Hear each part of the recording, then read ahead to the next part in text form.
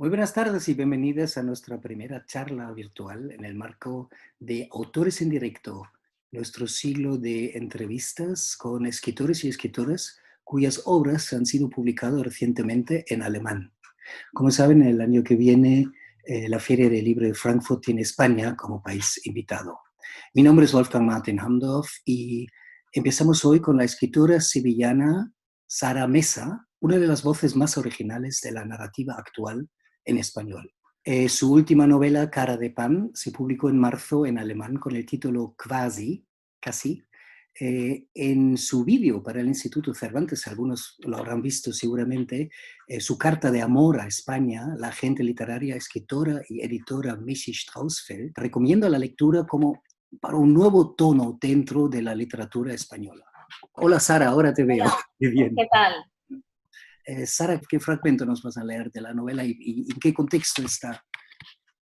Bueno, lo primero, buenas tardes. Muchas gracias por tu presentación. Gracias al Instituto Cervantes de Berlín también por ofrecer esta posibilidad en tiempos difíciles de presentar mi libro. Voy a leer el comienzo de Cara de Pan. Bueno, 3-4 minutos como mucho, porque es muy difícil leer los propios textos, la verdad. Bueno, pues empiezo. La primera vez la coge tan desprevenida que se sobresalta al verlo. La niña está apoyada en el tronco del árbol, leyendo una revista, cuando oye sus pasos acercándose, el chasquido de las hojas secas al quebrarse y después lo ve, de pie delante de ella, quizá un poco turbado, pero no sorprendido por encontrarla allí, oculta tras los setos. El viejo pide perdón, no quise asustarte, dice, y después le pregunta qué está leyendo. Pero entre una cosa y otra, entre la disculpa y la pregunta, a la niña le da tiempo a reaccionar. Esto, responde mostrándole la revista, una revista para chicas. Quizás así, piensa ella, al ver esa revista, que obviamente no es para niñas, creerá que es mayor de lo que es y evitará la temida pregunta, ¿qué haces aquí a estas horas? Aunque lo cierto es que el viejo se limita a sonreír y a mirar la revista, vacilante. Al principio parece que va a cogerla. Sus dedos dudan, se estiran en su dirección. Pero el gesto se deshace y la mano cae a un lado, como muerta. El viejo mira ahora a la niña, otra vez la revista, la niña, el árbol, el pequeño refugio entre los setos. Y finalmente habla y dice, ¿qué cuenta la revista? ¿De qué va? La niña despega la espalda del tronco, se echa hacia adelante, hacia sus piernas cruzadas y desnudas. Tiene la piel marcada por el césped seco, pequeñas manchas rojas después de tantas horas sentada en el suelo. Son rollos de chicas, dice, rollos de música y de videojuegos y también de películas y de ropa, cotilleos y música, cotilleos sobre cantantes y actores, quiero decir, sus vidas y esos rollos. Yo de eso no entiendo, dice él, pero en sus palabras no se desliza reproche ni desprecio. Yo también leo revistas, le dice, pero las mías tratan sobre pájaros. La niña, extrañada, murmura, ¿pájaros? Pensando que quizá, al decir pájaros, el viejo se refiere a otra cosa y que le está lanzando una indirecta. Este pensamiento hace que su desconfianza crezca e incluso llegue a pensar en huir, pero el viejo arranca a hablar de nuevo y lo que dice suena sincero, sin dobleces. No solo sobre pájaros, explica, sino sobre aves en general y animales en general. Las revistas específicas de pájaros no son tan fáciles de encontrar y además son caras. Hace tiempo estuvo suscrito a una que ya no existe. Le llegaba a su casa todas las semanas y fue ahí donde aprendió todo lo que sabe sobre pájaros, que es mucho. El viejo habla como un niño, con el ensimismamiento y el entusiasmo de un niño, y la niña lo mira con curiosidad. Por las mañanas, en ese parque, continúa, no es difícil toparse con alguna bobilla, y también, cada vez más, pueden verse cotorritas de Kramer y hasta tórtolas turcas. ¿Ella no se ha fijado? La niña niega con la cabeza. Ni siquiera sabe cómo es una tórtola normal, piensa, ¿cómo va a diferenciarla entonces de una turca? Y piensa también, qué hombre más raro. Lo mira sin levantar del todo la cabeza, de soslayo, pues él sigue de pie y ella sentada. Recorre con la vista, desde abajo hasta arriba, los elegantes zapatos de cordones, el pantalón clarito de vestir, la chaqueta a juego, recia a pesar del calor, la mochila deportiva que le cuelga de un hombro, tan discordante con el resto del atuendo. Observa las manos regordetas y picosas, la cabeza pequeña y rubia, las gafitas de alambre y el bigote, el pelo en desorden, medio de loco. Le hace gracia, pero no la suficiente como para bajar la guardia. Bueno, creo que paro aquí. Pues muchísimas gracias, Sara. Es curioso, ¿no? Estos dos personajes se encuentran así, el viejo, que probablemente no es tan viejo como lo vemos por los ojos de la niña, y la niña que en el fondo se refugia ahí también sí, sí, es una especie de confinamiento casi contra el mundo que vive, ¿no? ¿Puedes explicar un poco estos dos personajes, el perfil psicológico, ¿no? El señor con su gran pasión por los pájaros y por la cantante Nina Simone, ¿no? Y la niña que realmente está buscando nada más que una tranquilidad, ¿no? Mm. Bueno, yo creo que ya desde el comienzo del libro, si os habéis fijado en lo que he leído, se advierte que la niña lo que básicamente hace es disimular, tiene una doble vida, ella se esconde, ella está incluso preparada para contestar a preguntas incómodas como que qué hace ahí o qué edad tiene, ¿no? Porque ella no debería estar en el parque por las mañanas, debería estar en clase. De modo que esa es de momento el sentido de esconderse de la niña, buscar una protección para lo cual tiene que mentir y disimular. El viejo no miente ni disimula. El viejo llega y cuenta lo que él hace, sus pasiones, sus pájaros, etcétera, ¿no? De modo que se produce una especie de paradoja, ¿no? Que pensamos que el adulto, que es quien está más preparado para disimular y esconderse, y el que quizá va con segundas intenciones, vamos viendo que no es así exactamente, mientras que la niña sí que necesita de esos rodeos, digamos, para sobrevivir. Pero en realidad son las dos caras de la misma moneda. Los personajes, los dos personajes se parecen, en cierto modo, se parecen mucho. Es que en alemán la película lleva el título quasi, ¿no? El título original es Cara de Pan. Para ti como escritora, respecto a la historia, ¿cuáles de los títulos, cuál es el acierto de cada título? Bueno, la novela en español efectivamente se titula Cara de Pan, que es una expresión ligeramente insultante, pero no insultante del todo. Quiero decir, es una cosa que se le suele decir a la gente, normalmente a los niños, con la carita redonda, medio gordito. Se usan determinadas situaciones y parece ser que no había una traducción exacta en alemán, ¿no? La alternativa que se encontró en alemán me gustó porque, de hecho, Cara de Pan en principio iba a titularse Casi 14, que es la edad que tiene la niña. Cuando el viejo en un momento dado le pregunta por su edad, ella dice que tiene casi 14. Y como a ella no le gusta su nombre, dice que no le gusta su nombre, el viejo dice, vale, pues yo a partir de ahora te llamaré Casi, porque tienes casi 14, ¿no? No es solamente el nombre de la niña, sino que también de alguna manera representa simbólicamente el estado en el que ella está de no ser todavía algo, de encontrarse en el camino de algo, de estar en construcción. Es casi una adolescente, pero todavía es una niña. Y esa frontera, porque el libro también habla mucho de las dificultades que supone crecer, me parece que se condensa bien en el título, ¿no? Pues, así que el título en alemán me gusta mucho también. El lugar de los hechos es un parque, ¿no? Es un parque público, pero al mismo momento tiene estos rincones escondidos. Cuéntanos un poco cómo es ese parque y cuáles fueron tal vez tus propias experiencias, tu vínculo autobiográfico con este parque. Bueno, la novela efectivamente tiene un espacio muy reducido porque es en un parque, pero es dentro de digamos, de un pequeño refugio que se forma en unos setos, ¿no?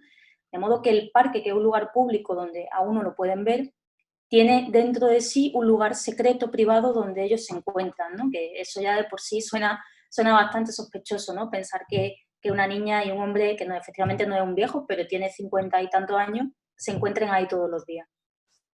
Entonces, como construcción de este espacio, yo creo que en principio me dejé guiar por las necesidades de los personajes. Me gustaba esa idea del refugio. Pensé en abstracto, por así decirlo. Quería además que fuese una obra con muy pocos elementos, muy teatral, casi con esos dos personajes y una reducción muy significativa de los lugares de acción, ¿no? Pero lo curioso fue que mientras yo escribía la novela, en mi cabeza había un lugar real, que yo tardé en ver. Lo explico al final del libro en una nota, porque no es exactamente que esté inspirado en un lugar concreto, tanto como que ese lugar concreto estaba durante todo el tiempo en mi cabeza sin que casi yo me diera cuenta, ¿no? Y cuando me di cuenta de estas cosas que uno está pensando en un espacio ficticio hasta que te das cuenta de que no está ficticio, que bebe de lugares reales, ¿no? Me di cuenta de que era un parque al que yo solía ir cuando tenía aproximadamente la edad que tiene la protagonista, ¿no? Y es curioso entonces ver cómo el cerebro digiere nuestra experiencia, ¿no? Y hace que construyamos con ellos cosas, ¿no? Es un parque real, es un parque público, sin ningún tipo, parque de Sevilla, sin ningún tipo de particularidad. No es el parque de María Luisa, que digamos que es el parque turístico más conocido de nuestra ciudad, sino un parque de barrio. Bueno, pero era el nombre, ¿no?, del parque en el libro, y alguna gente se ha interesado por el parque, ¿no? Por un parque que, como digo, no tiene nada particular, fuera de que de algún modo sí se quedó en mi cabeza, ¿no? En la segunda parte dejamos este parque y vemos de repente toda la amistad del señor y la niña por el espejo de nuestros prejuicios, tal vez.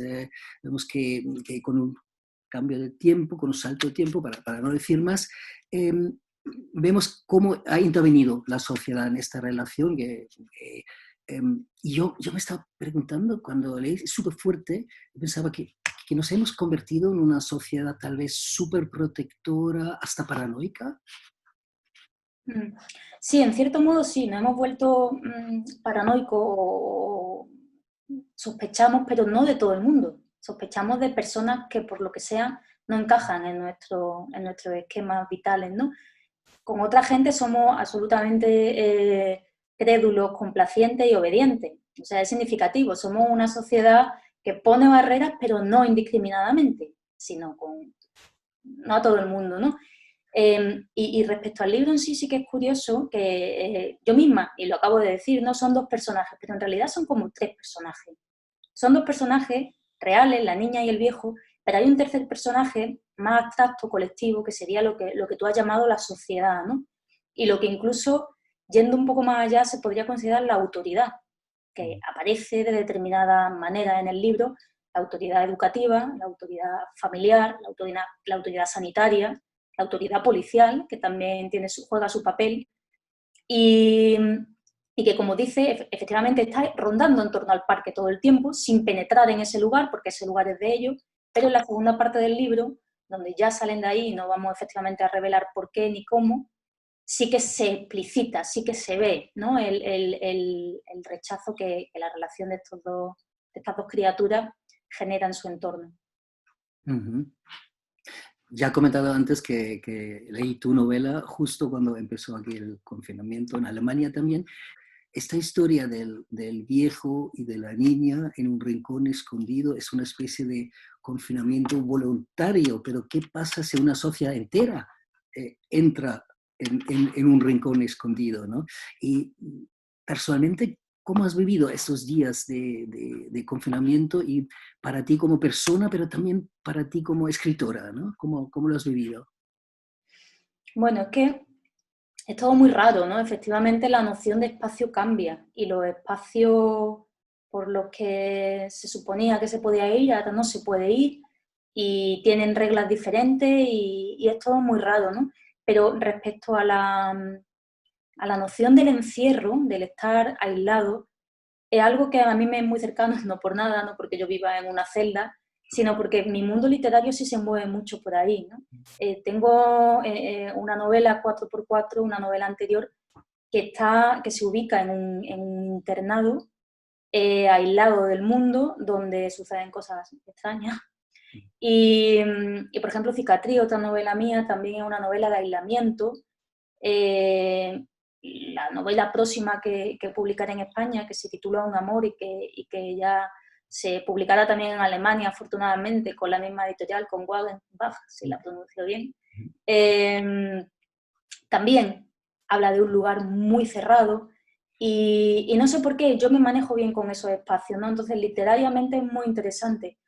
Vitalmente el encierro es terrible, terrible. A mí la oposición entre seguridad y libertad me genera mucha incertidumbre y muchas dudas. Uh-huh. Pues muchísimas gracias. Vamos a ver si hay preguntas. Ya, como he comentado antes, puedan hacer preguntas por escrito a través de preguntas y respuestas, FIA, en los ordenadores alemanes, ahí, el último rincón de la esquina. Yo creo que están llegando, creo que ha llegado una pregunta, o un Sí. par de ellas. Han llegado muchas. No sé cómo lo hacemos. Bueno, Pues, primera pregunta, la lees tú, ¿no? Vale. Romy, ¿por qué has tenido un interés en personas de dos generaciones a las que tú misma ahora mismo no perteneces? Bueno, a mí personalmente me interesa mucho la infancia y la adolescencia porque aunque no estoy ya en esa etapa, sí lo estuve, ¿no? Me gustaba contraponer precisamente dos personas de generaciones diferentes para, de alguna manera, incomodar, ¿no? Esa fue una relación incómoda. Pero efectivamente, como yo no he llegado todavía a tener 50 y tantos años ni a ser un hombre, dentro de esta elección de personaje cojo el foco narrativo en la niña. O sea, si bien el libro está contado narrado en tercera persona, si habéis estado pendiente cuando he leído, veréis que el foco narrativo está puesto en la niña. Es decir, vemos todo a través de la mirada de la niña. Me resultaría mucho más difícil posicionarme en el lugar del viejo, ¿no? Ujú. Bueno, una segunda pregunta de María Ayete. Hola Sara, has hablado de distintos tipos de autoridad educativa, policial, etcétera, visibles en la novela. ¿Hay también una suerte de autoridad de la materia escrita? Me refiero al diario que escribe, casi un diario que se convierte en la prueba que termina por encerrar al viejo. En otras palabras, ¿por qué el diario? Vale, bueno, hola María Ayete, conozco a María, es una estupendísima lectora y, y crítica literaria y lo que me pregunta efectivamente es complicado de resumir aquí ahora, ¿no? La niña casi escribe efectivamente un diario en el que fabula, en el que da rienda a su imaginación y establece una realidad alternativa, basada en los hechos pero interpretada, ¿no? Ese diario en un momento dado se convierte en prueba de realidad. Aquí eh, podría decir casi que planteo el tema de la ficción, ¿no? El poder que tiene la ficción y cómo se entiende a veces la ficción, o mejor dicho, cómo no se entiende. Esto, en cierto modo, también me ha pasado a mí como escritora. Es decir, si la niña escribe ciertas cosas, puede ser culpada de, si no las ha hecho, al menos la ha pensado, la ha deseado, ¿no? El diario se convierte en algo peligroso. Y, y bueno, eso, y de hecho se convierte en una prueba, ¿no? No quiero tampoco reventar el argumento del libro y me resulta imposible explicar más sobre este asunto que verdaderamente creo que es complejo, tan complejo que ni siquiera yo misma sé explicarlo, a pesar de ser la autora del libro. Una última pregunta de María Manrique. Sara, enhorabuena por tu novela, me gustó mucho. ¿Por qué quisiste que el personaje del viejo tuviera esa fascinación por las aves? ¿Nos puedes contar algo más sobre tu nuevo proyecto literario? Como segunda pregunta, gracias. Bueno, hola, María otra vez, otra María. Bueno, yo quería que dar un argumento para que el viejo estuviera por las mañanas merodeando en un parque, ¿no? Un argumento válido es que está observando pájaros, que es un aficionado a la ornitología. Pero aparte de eso, la afición a los pájaros tiene un punto simbólico, ¿no? Un punto de extrañeza. No debería serlo, es decir, los pájaros están ahí, ¿no? Pero ir con unos prismáticos por la calle de pronto se ha convertido en algo raro. Ir con el móvil en la mano no, pero ir con unos prismáticos colgados al cuello sí, ¿no? Estas cosas suceden. Y yo quería que al viejo le gustaran los pájaros. A mí también me gustan los pájaros, no a ese punto obsesivo, pero no sé, estas cosas no se deciden fríamente. Voy a hacer esto, que el personaje le guste, ¿no? Sino que va saliendo y creo que tiene sentido, ¿no? Y respecto a la segunda pregunta, Un amor es una novela que se publicará, espero, en septiembre en España y que diría que es un título trampa, porque no es una novela de amor, en absoluto, es una novela eh, un poco en la línea de lo que yo suelo hacer, con pocos personajes, situaciones muy tensas, en las que se habla sobre el poder del lenguaje, pero no para unir a la gente, sino para distanciarla, ¿no? Me resulta muy complicado hacer un resumen del libro, ni una sinopsis ni nada, solamente decir que bueno, que no es una novela de amor a pesar del título. Bueno, una última pregunta que acaba de llegar de Pedro Álvarez Olañeta. Buenas tardes, Sara y Wolfgang. El confinamiento nos ha privado en Ratisbona de tu visita en abril en el marco del festival Cine Escultura, pero esperamos que presentes aquí el libro en otoño. ¿Estará ya publicado en Alemania este año o tan solo para la Feria de Frankfurt en 2021?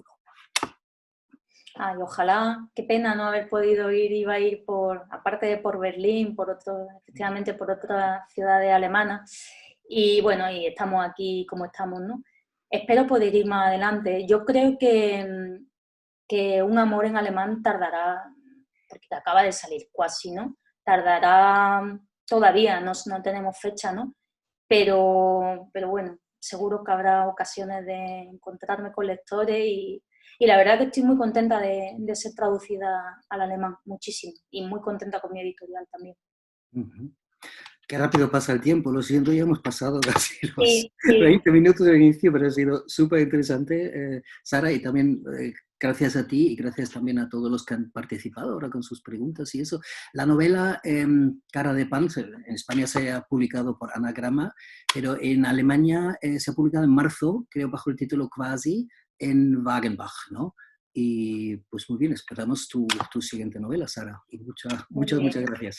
Muchísimas gracias a ti y al Instituto Cervantes y a los que han estado escuchándome y enviando sus preguntas. Ha sido un placer. Bien.